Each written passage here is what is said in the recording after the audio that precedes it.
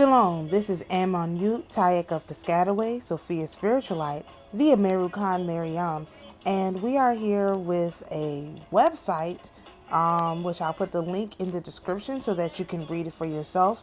And the purpose of this video is to reject the contract that this alleged saint, Tammany, actually signed on our behalf, on the grounds that he did not have the authority. He was not under the permission to sign away the rights of people who were here from the beginning of the world in his terms, in his language, to anybody, especially any sons of Lot or whoever that would have come to this country and tried to make some kind of deal for land. He was under no authority to actually engage in this contract, and we are identifying him as the leader of this professional victims unit number 2. These people who pretend to be our people, who maybe look like us, but they're certainly not us. And this is the progenitor of that. In fact, it is my supposition that he actually is the one that they are using to maintain these contracts. He is the entity. He is the entity on the negative side that is actually continuing to keep our people in bondage, and also continuing to keep our people locked in, tied down, held back from understanding and knowing who we actually are. So again, this website will be in the description so that you can check it out for yourself, but I'm going to read a great deal of it, if not all of it. And again, we are rejecting Tammany's contract with the quote-unquote sons of Lot, settlers, William Penn specifically, on the grounds that he was not authorized to actually sign away our inheritance. He's not one of our people. He's not one of us. I don't know who he is. And therefore he has to be, we reject that. And therefore we state the claim that we are able to take care of our own actual, our own inheritance. We don't need him to be a curator or a, whatever you call it, for our inheritance. We can handle our own business. Thank you very much, Tammany. You are your sainthood is rescinded. Let's start with that. You are no saint to the natives of this land, and you actually are a traitor. And if you don't like that, you can kick rocks. I don't care. Okay? So, the legend of Saint Tammany's name. One of Polly Morris's most fascinating articles was the time she wrote about the legend of how St. Tammany Parish got its name. Here's the article that appeared in the 1970s. Click on the image of the statue in the article to make it larger, okay? Here's the text from the article. The Legend of St. Tammany Name by Polly Morris. Of all the 64 parishes in Louisiana, none has a prettier name than St. Tammany.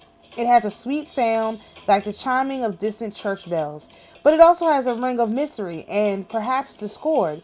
Why did the territorial governor of Louisiana change the district of Ferdinand to St. Tammany Parish? The changeover itself is understandable. West Florida was added to the territory after a minor rebellion against the Spanish. The former owners had named it in honor of King Ferdinand VII, who had reigned less than 3 months before he renounced his claim to the throne. The name was very inappropriate. The controversy.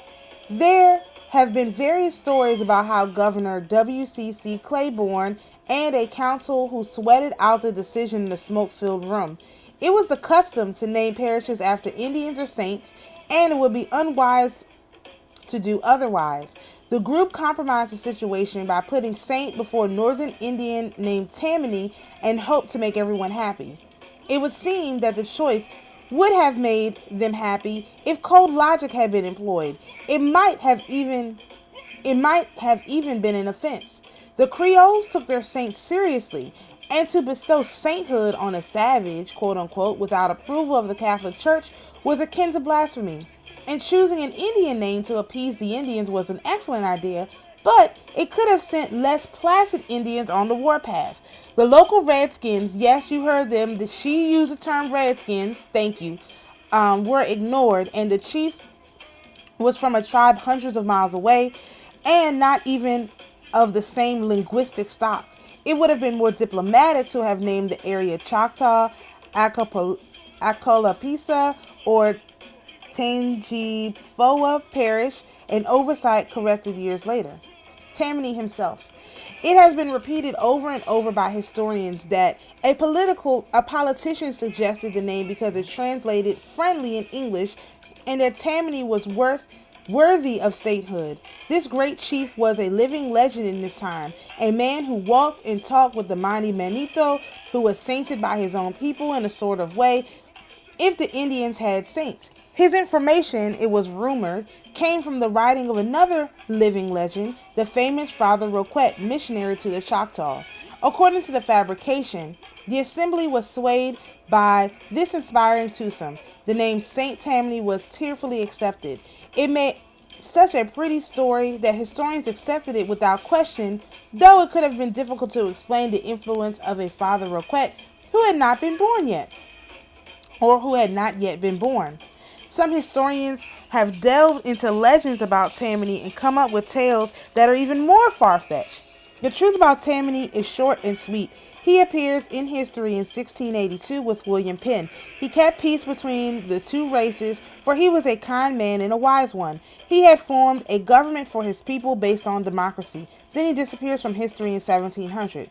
In the legend, he lives on, and then some. He becomes Superman God, who wrestles with the god of evil for 2 moons. The furious battle felled forests that became great prairies, a la Bunyan. His lifespan was incredible, for he was in Peru advising the Incas in 1050, a position he held for 200 years. When he left there, en route presumably to Pennsylvania, he might have had a stopover in a parish that bears his name, or so hope the wishful thinkers who frantically tried to tie Tammany with St. Tammany Parish by the slenderest of threads, which inevitably shred to bits. Logical legend. There could be an explanation that has never been pursued because it cannot be romanticized. It is pure speculation and purely political, but it makes sense, or at least another legend. When the American Revolution was brewing, those loyal to the crown had societies such as that of St. George, St. David, and St. Andrew. The budding American revolutionists at first called their society Sons of Liberty.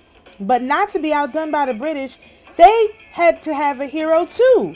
So they rediscovered Chief Tammany. He was all-American and endowed with virtues to which they aspired: bravery, brotherhood, patriotism, and love of freedom.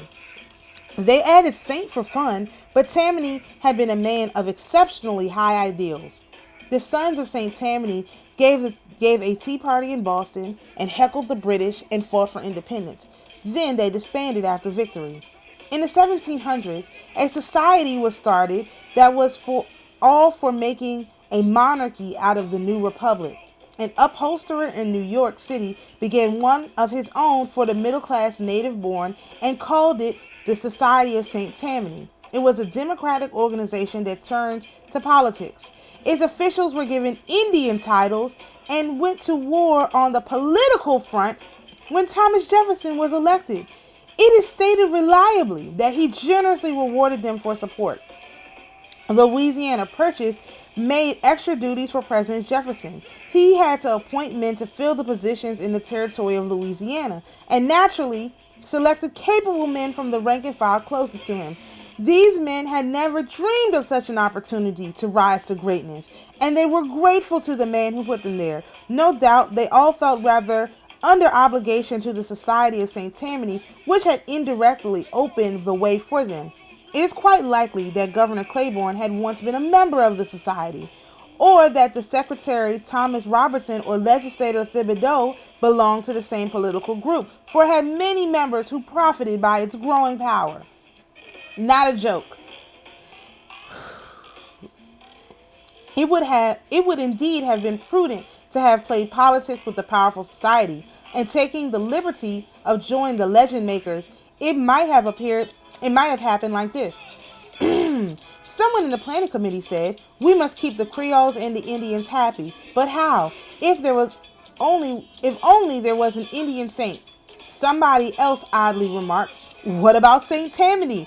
And amid the laughter, Claiborne jumped to his feet and exclaimed, "Hey fellows, that is not a joke, it is an answer." However it happened, it was a perfect answer. One illegitimate saint would not be noticed in the hundreds of holy ones. The Indians would have supposed that Tammany was from a small tribe somewhere in the boondocks, but the great white father in Washington and the Society of St. Tammany in New York would know.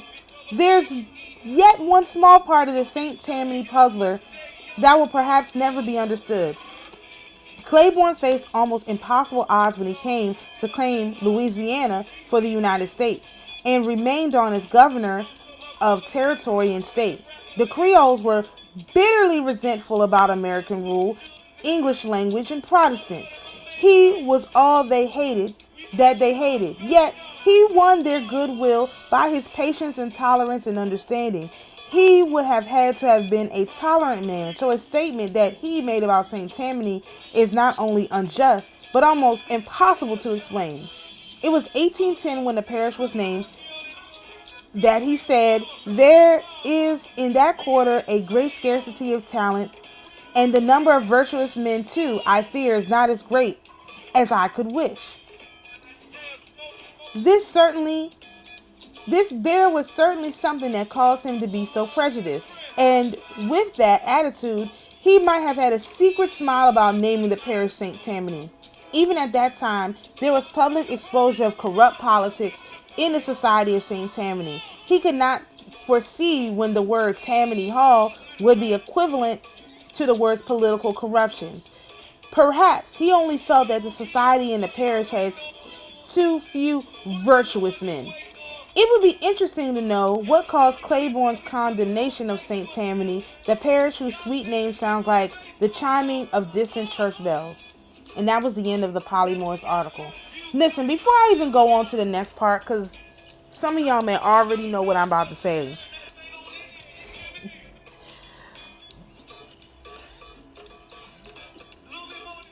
We reject St. Tammany. He is an illegitimate saint. And if just before we even get to the rest of the actual story where they actually talk about his story, if the American colonizers, these British colonizers, use this saint as their embodiment to get done what they were trying to accomplish in the midst of their wicked system, right? He's not a friend of ours, for sure. He's not a friend of our people. Ooh.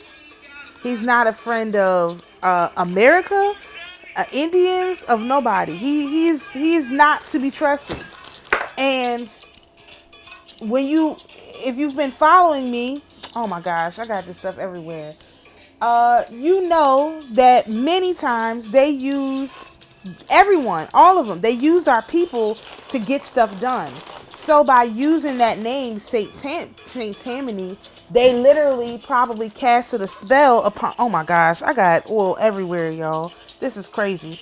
They literally casted a spell upon those Creoles and those Redskins down there in Louisiana to get this whole thing that they were trying to do pass. They literally used this man and his image and his likeness and his energy to placate the actual natives that were down there, who were the real French from the real France, and all of that. They literally used this man. They used his energy, and just the way they always use our energy to get their stuff done. So this person is no friend of ours, number one. Number two, have no right to sign away our inheritance again. And when we read his actual story, you will see that he is literally completely illegitimate. As a saint, as an Indian, as whatever. Completely totally 100% illegitimate as a traitor, as a literal traitor to the red-skinned people. Red, not white. Okay? All right. Y'all can't see the oil on the screen, so we're going to keep going. All right. A 1913 book written with more information. Back in 1913, Edwin Patrick Kilroy published a book entitled St. Tammany and the Origin of the Society of St. Tammany, or Columbian Order. Now, listen, this is why I say St. Tammany is a race traitor. I'm going to make commentary on this part. I didn't want to interrupt that woman's article because I thought it was excellent. But now y'all going to get my commentary. If this man came from Colombia, how could he possibly be oh my gosh, this is exactly what I've been talking about. If this man came from Colombia, which is in South America, right? How could he possibly be the same as the Indians who were here? So it is my belief that this Saint Tammany is very, very, very much related to, or maybe perhaps had the same entity possess him as Tertullian, because Tammany and Tertullian, they're not too far apart on the scales. Okay, and so this is where you have the Tertullian collective, because I said a long time ago about Tertullian, he was copper colored. He was copper colored. So if he got expelled from Rome, which Rome was here in the Americas, down into Colombia, then yeah, he could have come back up, and now he's somebody else after learning and gathering enough energy from the race traders that are now attacking us at the southern border, thinking they're going to fight us again because they've been fighting us for a very long time. But now, unfortunately for them, we're on to this whole game that they've been playing and how they've been doing it. So they're not going to be able to show up, fight us, and think they're going to use Saint Tammany or whoever, whatever fake saint they got, whatever fake entity they got. Because if you know Tertullian, then it makes total sense that Tammany and Tertullian is in the same, they have the same whatever entity possessing them. They're the same entity. This is exactly what it sounds like, especially being that you have writings from a saint from Tammany, Tamarind. How do we have writings in the 1600s?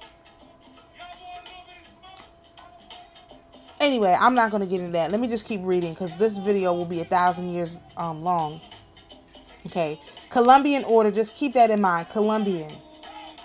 All right. The first chapter of this book was dedicated to the legacy of the person named Saint Tammany, but the rest of the book dealt with the New York Tammany Society's philosophical outlook, its influence over the years on Northeast politics, and the somewhat separate Tammany Hall incident, which pretty much gave it all a bad name. Which is the truth. It gave it the true name. So then they tried to clean it up by putting it on this parish surrounded by other real saints so that it could clean it up and make it look good for a time such as this, where it will come back through and you would be, oh, well, guess what? Now we have a Tammany that is, oh, that's really a saint. No. Fake saint, okay? Anyway, the information of the Saint Indian named Saint Tammany was pretty interesting in the book. So here is an extended quote from the first chapter with some editing. Some of the misspelled words remain as they are based on the handwriting using Old English phrases. The name of Tammany is preserved in literature as the patron saint of our country. Not of our country, of their wicked system, of the American system, of the America Inc. America Inc. He's the patron saint of America Inc. We're going to be real specific because he is not the patron saint of the AmaruKhans, the AmaruKhans.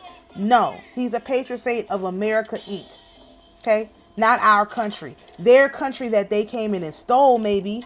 All right. His fame is perpetuated by numerous legends, odes, and poems. He is also honored as the patron and guiding spirit of a patriotic and fraternal movement that gave rise to a society which in turn has developed into a powerful and astounding political machine. He is depicted as the incarnation of nobility, sagacity, and power, and crowned with magnetic charm. That's Tertullian. He's literally saying this man is Tertullian, okay?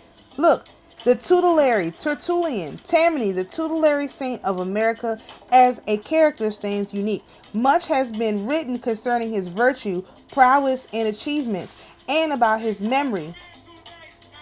A kind and bounteous tradition has woven numberless romances which rival the tales of Hercules and Theseus, and give him a place in Indian lore of America, analogous, analogous, I can never pronounce that word right, to those held by demigods in ancient Greek mythology. Why? Because of course Tertullian would want to be among the demigods. This is a wicked entity. This American Indian, whom tradition is pleased to describe as the embodied, and this book is from 1913. Why are they using the term American Indian? We're aboriginals. Why are they using the term American Indian in 1913? I just want you to think about that. Okay? Whom tradition is pleased to describe as the embodiment of wisdom and honor, and whose ability, benevolence, nobility, and diplomatic savoir-faire brought him to immortal renown, was a sachem of the Lenape or Delaware Indians. I think not. That's what they say. He was a usurper. His origin, achievements, and his death are shrouded in obscurity, just like Tertullian, while only a short period of his life is actually open to the scrutiny of research. For 15 years, he was in contact with the whites, but during that period, he did not appear as a chief. He wasn't a chief. He wasn't qualified to make these deals at all whatsoever. Okay. He did not appear as a chief of extraordinary accomplishments or importance, nor does he seem to have made a profound impression on the white settlers, for there's no record that they were awed by the force of his genius or charmed by his personality. Yeah, because Tertullian was not, he was boring, he was stupid. Everything that he believed was stupid and boring. Which is, okay. The authentic history of Tammany is short and simple, and the events recorded are neither startling nor impressive. His name was first presented in writing to the civilized world on June 23rd, 1683, when he affixed his mark to a deed of that date, granting to William Penn, proprietor, all my lands lying betwixt Pimapeka and Nessaminas creeks, and all along the Nessaminas creeks, for the consideration of so much wampum, so many guns, shoes, stockings, looking glasses, blankets, and other goods, as he, William Penn, shall please to give unto me. So if who said he could give this away? All his lands. They were not his lands to give away. This is why we can challenge this. They were not his lands to give away. Those lands belong to my people, some of y'all's people, a bunch of different groups. That was our original lands. He had no authority to sign these contracts, period. None. For whatever he got, he was not even the one who could sign the contract. They got duped. He was not in authority to sign the contract because he was from Colombia. So if you're from Colombia, how can you sign away land that's in Pennsylvania? If you're from Columbia, even if you're from Columbia as in District of Columbia, DC and Pennsylvania are not the same. He signed away lands in Pennsylvania maybe he was coming from DC. How is that? What is that? Who does that? How does he get in control of that? He didn't have no authority to do that, and I don't agree to it. I'm challenging that. Okay? On the same day, Tammany and Metamiquan, which I'm going to look that word up later, executed a joint deed and affixed their respective marks thereto, granting to William Penn the identical lands that Tammany had conveyed in his previous deed, and at the same time executed a receipt for the consideration received, with which we do hereby hold ourselves fully contented and satisfied. They did. We didn't get nothing. He cannot sell our land. This is the equivalent of somebody breaking into your house, taking that stuff to the pawn shop and selling it, getting the money, and when he gets caught says, "Oh, this is my money." No, not your land. You can't make the contract. And somebody's going to have to come to me with an affidavit saying that they have the authority to do that. He doesn't have the authority to do that. Absolutely not. I reject that. And I'm putting it into the ley line. On June 25th, 1683, the name Tammany appears with 4 other Indian names in a witness to a deed given by the Wingbone to William Penn for lands lying on the west side of the Schuylkill River, beginning from the first falls of the same along the river and backwards of the same so far as my right path goeth. His name is presented again for our consideration in a written letter by William Penn to the Society of Traders on August 16, 1683. In speaking of the Lenape or Delaware Indians, Penn only casually mentions the name of Tammany. His remarks are, "The language is lofty yet narrow. I must say that I know not a language spoken in Europe that have the words of more sweetness in accent or emphasis than theirs. For instance, Tammany, Secane, Menes, Sectarius, and the names are the names of persons. Oh, none of these people have the authority to speak on my behalf, period, or my family's behalf, or my tribe's behalf. No." On June 15, 1692, the name with those of 3 other Indians appear on a quitclaim deed. By this instrument, they acknowledge full satisfaction for all that tract of land formerly belonged to Tammany and others. Is it Tammany, Tammany, Tammany? Which one is it? Why can't they get the name straight? Which we parted with unto William Penn, proprietor. Therefore, we do hereby acquit, release, and discharge the said proprietor and his heirs in success. 1. From any further claims, dues, and demands whatsoever concerning said lands or any other tract of land claimed by us from the beginning of the world to the day of this day thereof. Cancel. You can't do that. You can't promise away my lands given to an heir successor. You can't do that. From the beginning of the world, you mean to tell me you supersede my contract with the Most High? Absolutely not. You got to give me my lands back. You don't have permission or authorization to do that. Get out of here. Get out of here with that crap. Who gave you permission? I could trace my lineage back to Adam and Eve just like everybody else. You can't do that to me. Absolutely not. This sweeping conveyance in legal effect wiped out all of Tammany's land claims in Pennsylvania. In this transaction, at least, his native shrewdness does not show to be any great advantage, for the white representatives of the proprietor clearly outtraded him and drove a good bargain. The name of Tammany next appears in the minutes of the meeting of the Pennsylvania Provincial Council held in Philadelphia on June 6, 1694. The purpose of the council was to confer the Delaware Indians concerning a proposition made by the Seneca Nation to have the Delawares join the Senecas in war against the French. The minutes of this meeting contain the only record of a speech made by Tammany, which that may be considered authentic. During the conference, Tammany spoke of the whites as follows: "We and the Christians of this river have always had a free roadway to one another, and though sometimes a tree has fallen across the road, yet we have still removed it again and kept the path clean, and we design to continue the old friendship that has been between us and you." You know what they're talking about? They're talking about the sons of Lot. This is how you know he's one of these people, the sons of Lot. This is talking about a contract between the sons of Lot. They've always had a friendship between us and you. No, not me. How can the son of Lot represent the son of David? How is that possible? He can't represent me. He's a son of Lot. He doesn't represent the son of David. Get out of here. The council assured the Indians that the English were their friends and would protect them from both the French and the Senecas. So they all departed, very well satisfied with the lieutenant governor's answer.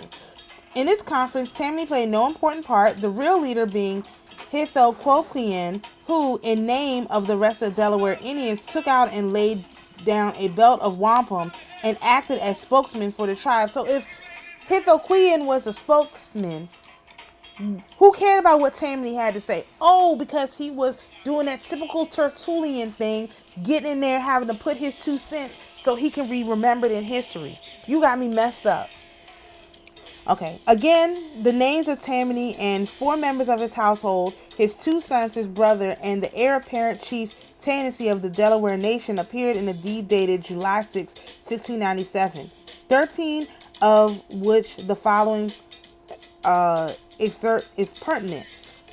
We, Tammy Sakamak, and we land my brother, and we Kwekon, alias Andrew, who is to be king after my death, and Yaki Khan, alias Nicholas, and Quinamequid, alias Charles, and my sons, a consideration of 20 match coats, 12 white blankets, 10 kettles, 12 guns, 30 yards of shirting cloth, 1 runlet of power, 10 bars of lead, 40 yards of shroud waters, 20 pairs of stockings, 1 horse, 50 pounds of tobacco, 6 dozens of pipes, and 30 shillings in cash. Explain to me why they needed to buy tobacco. Pennsylvania and Maryland is tobacco country. Delaware is tobacco country. Why did he need to buy 50 pounds of tobacco? If he was really from that area, what would have been the value to buy 50 pounds of tobacco? What would have been the value? Maryland is tobacco country. Delaware is tobacco country. My grandmother grew tobacco. My great grandfather grew tobacco. What was the point of that? Absolutely not. Cancel. That don't even make no sense. I'll keep reading. Do give, grant, alien, sell, and fin off, and confirm unto said William Penn his heirs, and assigns all the lands, woods, meadows, rivers, rivulets, mines, minerals. Why is he giving up the mines and minerals? How could he possibly give up the mines and minerals on the land? And royalties whatsoever. Whatsoever royalties? No. Situated lying between the creek called Pimopek and the creek called Neshamini in the said province, extending in length from the river Delaware so far as a horse can travel in 2 summer days, and to carry its breadth accordingly to the several courses of the said 2 creeks will admit. And when the creek do so branch that the main branches or bodies thereof cannot be discovered, then the tract of land hereby granted shall stretch forth upon a direct course on each side, and so carry on the full breadth of the extent of the length thereof. What is that? How can you even tell what that is? That's crazy. So you mean to tell me everything south of Delaware? Oh, maybe that's what the Mason-Dixon line is about. Everything south of Pennsylvania they gave over to the white man? You got to be kidding me. How was that even possible? How was that even possible? Get out of here. In the first deed, the Delaware Indians to William Penn, dated July 15, 1682, the conveyance was made by the said Indian sacker makers, parties to the presents, as well as on behalf of themselves, for and on behalf of their respective Indians or people for whom they are concerned. This clause would seem to give color to the position taken by Morgan in his ancient society that Indian lands were occupied by the tribe in common. So how could one man sign away the whole land of the tribe? No, that's not how it works.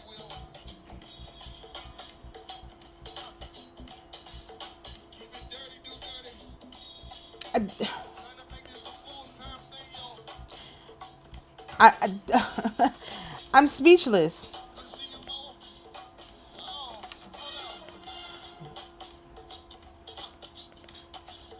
I'm speechless.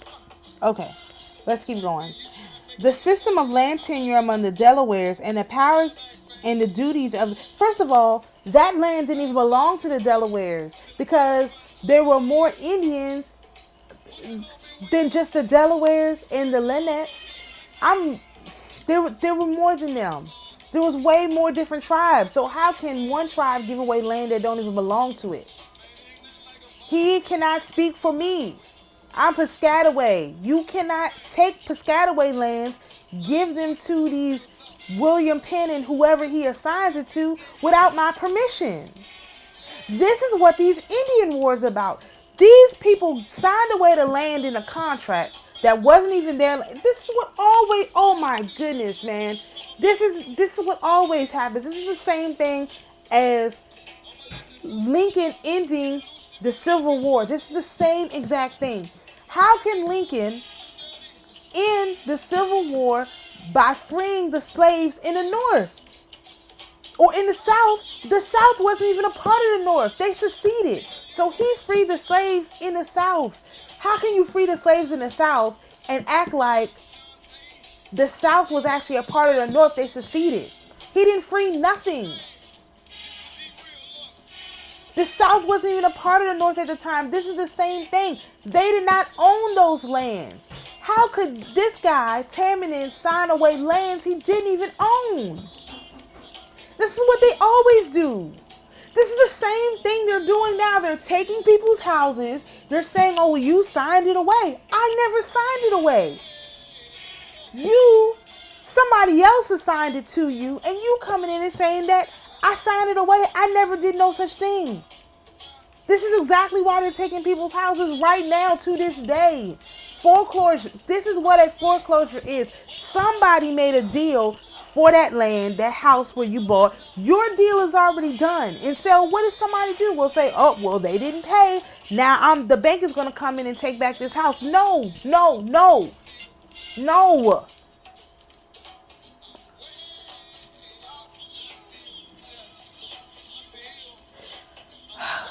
I'm sorry. Let's go on to the next paragraph.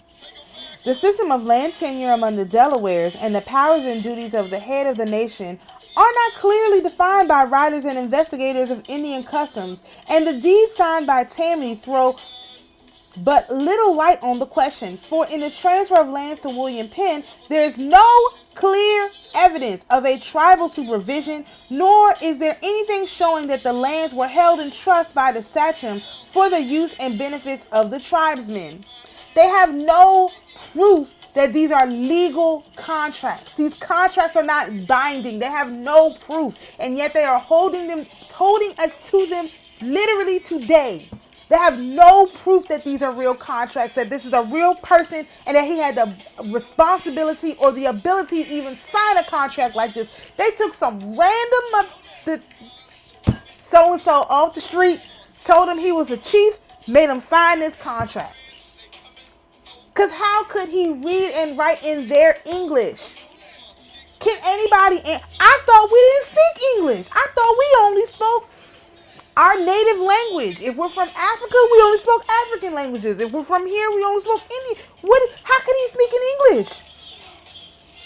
What is wrong with these people? They can't even keep their story straight. They don't even make sense from part to part. The parts don't even line up.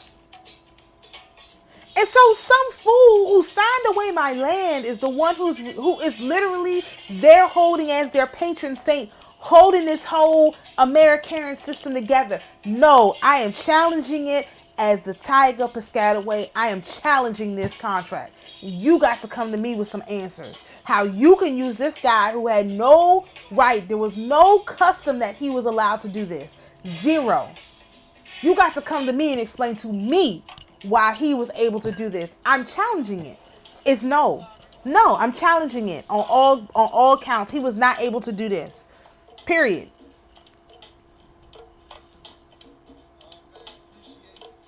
Okay.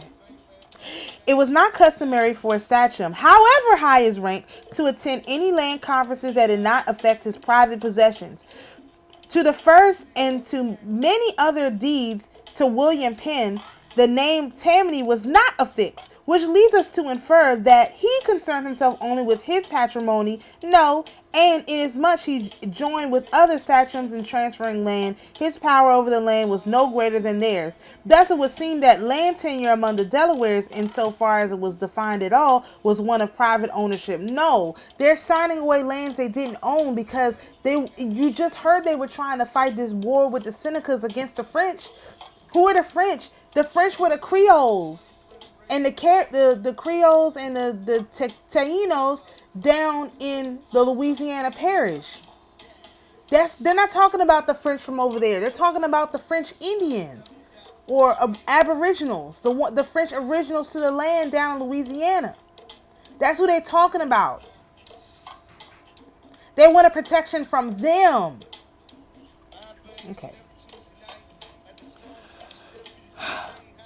We find the name of Tammany in print in 1698 in an article by Gabriel Thomas, who arrived in America shortly after the landing of the William Penn, and spent some 15 years among early settlers. On his return to London, he published an interesting account of his experiences in America, but his sole allusion to Tammany was found as follows in a discussion of the Delaware Indians. The name of some Indians, Anacoting,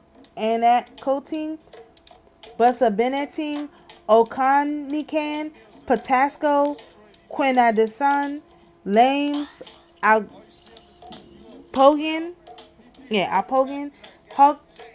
Hokanak, Hinton, and Tammany.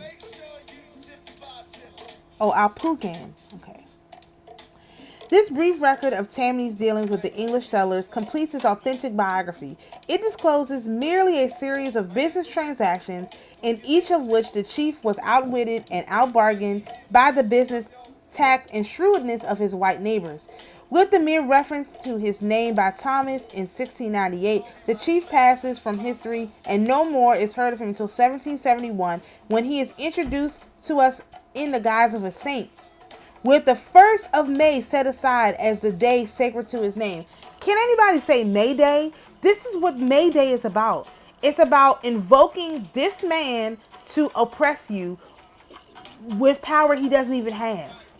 We did May Day. We did the wrapping of the maypole. I mean, now I can understand what that was really about. We did that back where I'm from. We had May Days. I was in many a May Day parade and all of that. This was celebrating this man and tying us back up in knots in these contracts. You have lost your ever-loving mind. No.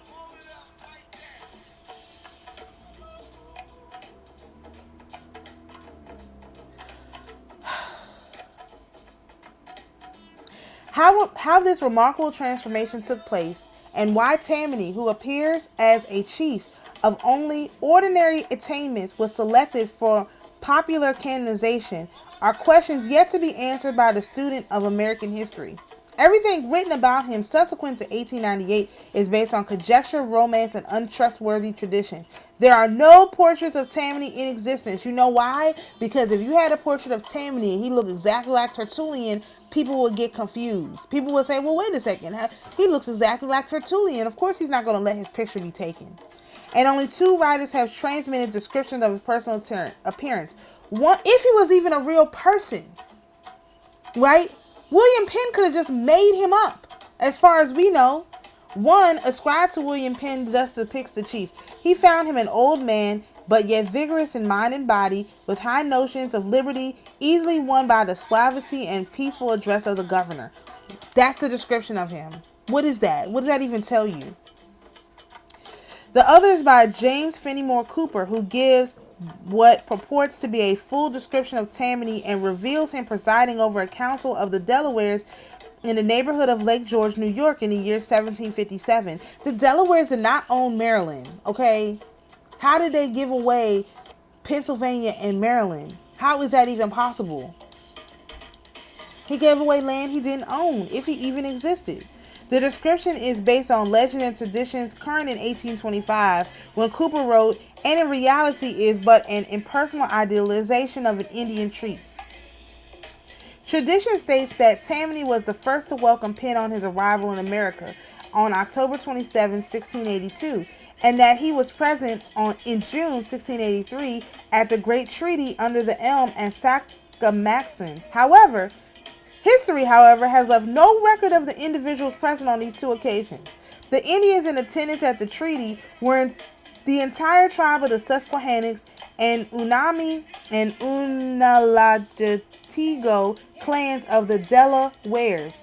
The object of the meeting was to confirm the land grants previously made to William Penn and to negotiate a treaty of friendship to last as long as the sun should shine and the waters run into the rivers. Absolutely not. You know what I think? I think they bought that man from Africa. And they said, oh, you look like them. So, or, okay. All right. So either this was a person of color that they brought with them from Europe that they said would speak on behalf of these Delaware Indians. So they sent him on there first. They acted like he was, they acted like, I keep calling him Tertullian. Tammany was able to make this contract, but actually he was from wherever these white people came from, these settlers, wherever they came from, he actually came with them on the boat. And so when they got off the boat, because one was white and one was black, they assumed that the black one, Tammany, was able to speak on behalf of the other ones that had black skin, the other red-skinned people. And so you have him coming in, ingratiating himself in, getting all comfortable and all of that, cozying up with these Indians and signing away their whole inheritance, even though he had no right to it. He had no claim to it. He may have got himself some land because he's probably a smooth talker, got him to give away some stuff. But he signed away land that wasn't even his, wasn't even the Delaware's. He don't even have the right kind of name. His name sounds like Tertullian. And that's what they did. Or he came up from Columbia, as in DC, as in, or up from, down from Columbia, as in British Columbia, whichever Columbia, or came down from the Columbia that's in South America, called himself a Indian, and sold, again, land that he didn't have no claim to. From the beginning of time, who agreed to that? And that we would always be friends? Absolutely not. I rescind that contract because it was invalid when it was made. It was improper and invalid because it wasn't made with the relevant parties. I am the relevant representative of my people. They got to make a contract with me, just like the United States government got to make a contract with me if they're going to take away our money system and give us some other crappy monetary system. You can't take away the money without me. Period. This is why this has been coming up, man. This is so crazy. I cannot believe, y'all don't even, I mean, I'm sure you can hear the anger in my voice, but you can't even understand like what I've been going through, and to just see that this man, whoever he is, signed away our inheritance for some butter biscuits, some guns, and some tobacco that we grow. Why would you say that? Should have been the first red flag, y'all. Maryland and Virginia and Delaware, we grow tobacco. Pennsylvania too. Why are you selling tobacco? Why are you trading your land for 50 pounds of tobacco that we can grow? What sense does that make? Okay. All right. Tammany, it must be remembered, up to this time had made no conveyances to Penn, so his presence was not essential to confirm the land grants. The residents of Tammany had been assigned to various places. Richard C. Adams fixes it at the present site of Wilmington, Delaware, which is why you have a President Bite Me from Delaware trying to extend this contract of Tammany. This is why, oh my God, this is why Bite Me said, you ain't black if you don't vote for me. Yeah, because he's invoking the heritage of Tammany.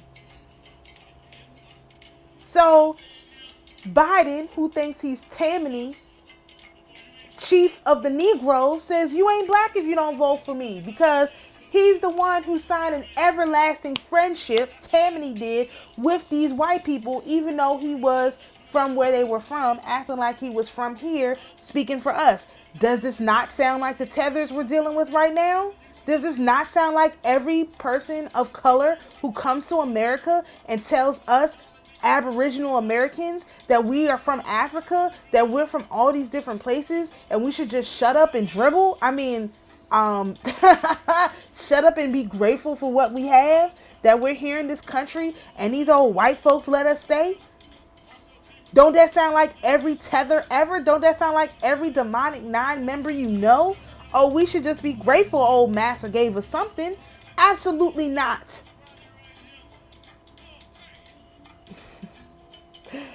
Okay, sorry. Another writer locates him in 1683 at Percy. Others place his wigwam at the present site of Princeton University, an error arising from the fact that there was situated the home of Colonel George Morgan, upon whom it is said the Delawares conferred the sobriquet Tammany. Tammany's residence has also been fixed at the present site of Easton in Maryland, right? Not this, and at that of Scranton and at the Delaware Water Gap, all in the state of Pennsylvania. There's an Easton in Maryland too. Likewise in the upper Ohio Valley and in northern New York. The most persistent tradition of his residence, however, is that once he settled upon the Delaware near the present visit of Cohaston on the Pennsylvania side of the river on the fertile bottom lands, which is now Damascus Township, right? Because on the other side of the Pennsylvania River is Maryland. So he literally gave away Maryland. Everything south of Maryland. Mason-Dixon line. So they lied about what that is. All right, burial monument. The Bucks County Historical Society purchased the ground where Tammany was supposedly buried and selected a monument to be erected over the grave bearing this inscription. To the memory of the celebrated Lenape chieftain Tammany, once owner of this and all land between Neshaminy and Pennypack Creeks. These stones are placed at this spot near which an aged Indian called Tammany by the pioneers of Buck County was buried by white men about the year 1750. How the hell did this... You know what? I'm not... And if you know anything about Bucks County, that is the center of the vote rigging. I'm putting this on my political page too. That's the center of the vote rigging. I promise you. It's the center of the vote rigging. Bucks County in Pennsylvania. It's the center. Okay. It is said that Tammany adopted the motto, Koeno che Karutu, which has been translated, "This is my right, I will defend it." Horatio Hale, however, says the words are not of the Delaware language, but of Iroquois origin and mean I am master wherever I am. Now, if you're master wherever you am, does that mean that you came over from Europe or from or from Columbia, whichever Columbia you came from, came into Delaware, acted like you was one of the Lenape Indians because you look like them, took over the whole place, sold everybody out, and said, "Oh, I'm the master wherever I am." That is exactly the Tertullian thought process. The Tertullian way of understanding the world. That is Tertullian in a nutshell. This man is a psychopath, if he was even a real person. Just like I say about Tertullian, this was a collective of people that sold us out. Said, okay, well, they got access to the fourth part. Let's sell them out so that before they even get a chance to have any success, we have given away their inheritance. And there's nothing they can do. Oh, yes, there is. I know who I am. Because I am one of those red-skinned people. You can't sign away my inheritance to nobody for no reason. Period. Okay. The phrase is ancient, for in 1747, Schuylkill Fishing Company presented to the Association Battery a new 32-pounder cannon, which weighed between 2 and 3 tons, and on this gun were stamped the words said to have been the motto of the venerable Chief Tammany. They were ancient because this is the old world. The phrase was later adopted as the motto of the Sons of St. Tammany in Philadelphia. Other writers have ascribed Tammany the motto, "Unite in peace for happiness and war for defense." Patron saint of American liberty. In 1698, the name Tammany as a real person vanishes from our history to reappear in 1771 in the guise of patron saint of the American liberty. On December 24th of the latter year, a letter was written by William Edis of Annapolis, in which he described Saint Tammany as a saint revered by the Americans on the part of the continent, and tells us that the 1st of May was set apart as sacred to his memory. This is the first extant reference to Tammany as a saint. Of course, these American colonialists would make him their saint. The development of Tammany legend between 1698 and 1771 has not been chronicled. What I want to know is, why don't they ever talk about his skin color? You mean to tell me every other native they encountered, there's copious descriptions of skin color, which is how we know we were copper-colored, red-skinned Americans, right? And you mean to tell me William Penn never writes and discusses his color? Y'all don't find that to be suspicious? And what did William Penn look like? I'm sorry. Let's just keep going.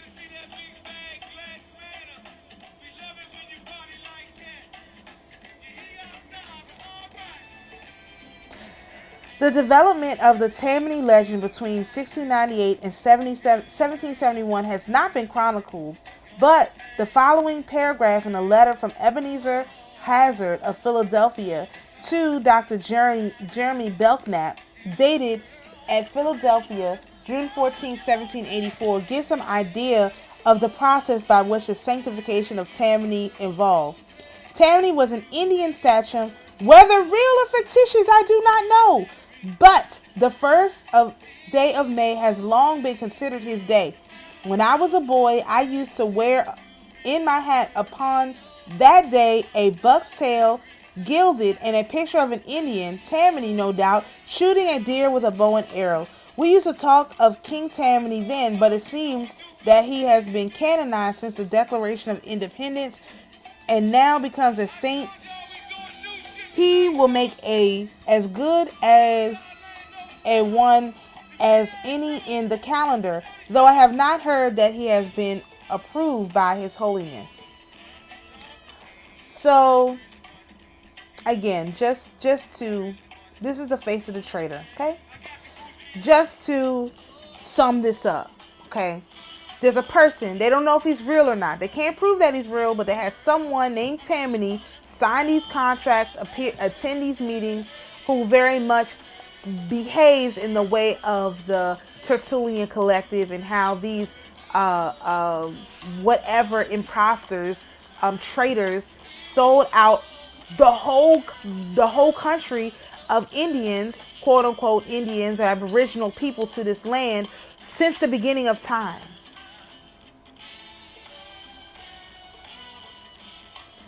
And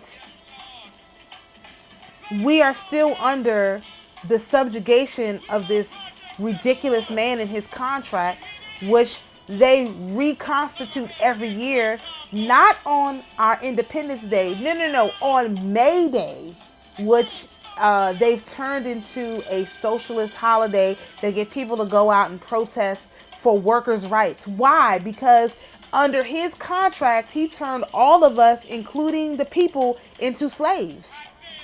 And workers are forever indebted to William Penn and his associates for 50 pounds of tobacco, which we grow here in Maryland, in Delaware, in Pennsylvania, and Virginia. Do that even make sense? Do that even make sense? I know this video has been long. I'm really, really sorry about that. But this is totally ridiculous. He was not a real person. If he was a real person, he doesn't represent me. He doesn't represent my tribe.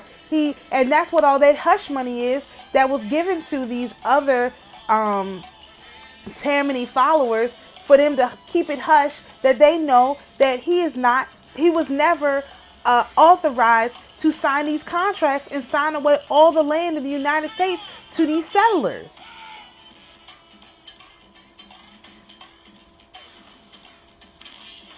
Whatever you call them. Because I don't know if they were white at this point. I'm not saying that they were white. These are sons of Lot. The sons of Lot, again, conspired against the sons of Judah, the sons of Israel, to take away our inheritance and count it amongst themselves.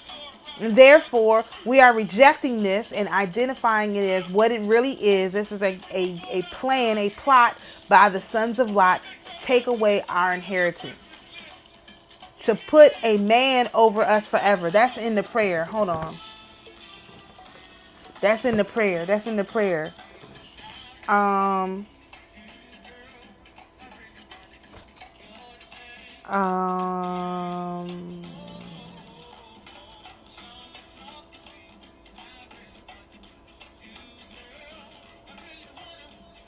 no, it's on this one. It's in the prayer. This is Esther's prayer. I'm starting with 17n. But now they are not satisfied with the bitter state of our bondage, but they have pledged to their idols to abolish the decree you have spoken, to destroy your inheritance, to close the mouths of those who praise you, and to extinguish the glory of your temple and your altar, and to open the mouths of the heathen, to proclaim the virtues of their false gods, and to extol a human king forever. O Lord, do not give your scepter over to those who are not. Do not let them laugh at our fall, but turn their counsel against themselves and make an example of the one who rules against us. Remember us, O Lord. Manifest yourself in the time of our affliction and encourage me, O King of gods and ruler over every power. They don't have the power to do this. This is completely against what they have authority and access to do. This man is not our ruler. They're trying to put him as a ruler over us forever. We reject him. We reject his deals that he signed. We reject his contracts. He could not sign us away. He was never authorized to do that. He does not have permission, access, nothing like that. And if anybody was signing deals like that, it'd have been a woman. It wouldn't have been him.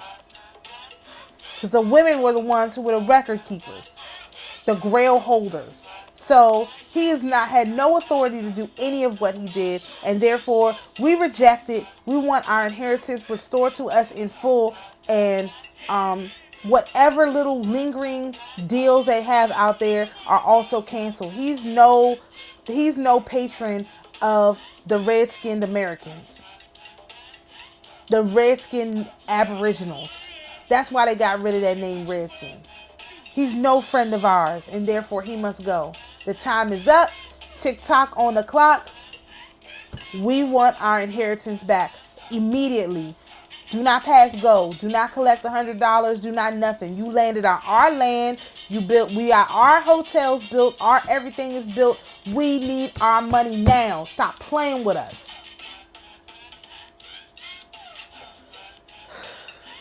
Read this article for yourself. Do your own research.